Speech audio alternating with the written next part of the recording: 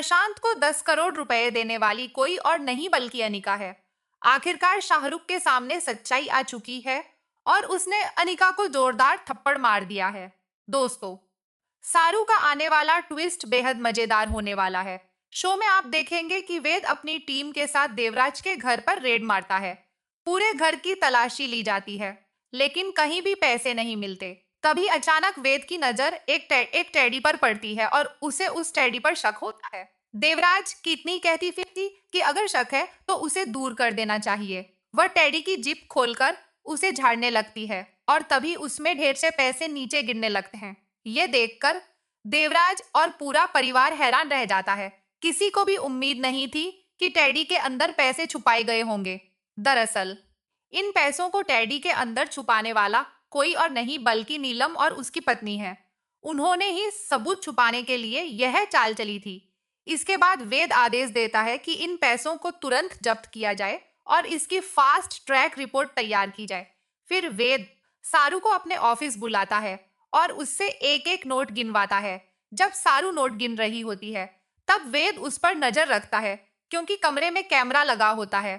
उसी दौरान रजत वहां आता है और देखता है कि वेद सारू से ठीक तरीके से बात नहीं कर रहा। वह वेद को समझाने की कोशिश करता है, लेकिन वेद गुस्से में रहता है। सारू ईमानदारी से अपना काम पूरा करती है। इसके बाद जब वह वेद के कमरे में जाती है तो देखती है कि वेद सो रहा है। यह देखकर सारू भावुक हो जाती है। तभी वेद का सिर नीचे गिरने लगता है और सारू उसे संभाल लेती है। दूसरी तरफ पूजा दादी को बताती है कि वेद ने सारू के ससुराल में रेड मारी है। वहीं प्रशांत भी डरा हुआ है क्योंकि ये पैसे असल में उसके नहीं है। उसने किसी और के कहने पर यह सब किया होता है। डर के कारण प्रशांत उस शख्स से मिलने जाता है जो कार में बैठा होता है। वो कहता है कि उसका नाम इस मामले में नहीं आना चाहिए, लेकिन अब बड़ा खुलासा होने वाला है क्योंकि वह शख्स कोई और नहीं बल्कि अनिका है। अनिका ही वेद और सारू के बीच नफरत पैदा करना चाहती है। वह चाहती है कि सारू की हर जगह बेइज्जती हो और उसका रिश्ता पूरी तरह टूट जाए। सारू की सबसे बड़ी दुश्मन अनिका ही है, जो उसे कभी खुश नहीं देखना चाहती। अब शो में जबरदस्त मोड़ आने वाला है क्योंकि सारू को टेडी के अंदर एक रिंग मिलती है।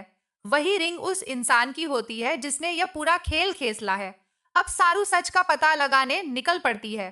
सारू को प्रशांत पर शक होता है, लेकिन वह तो सिर्फ एक मोहरा है। असली मास्टरमाइंड कोई और है।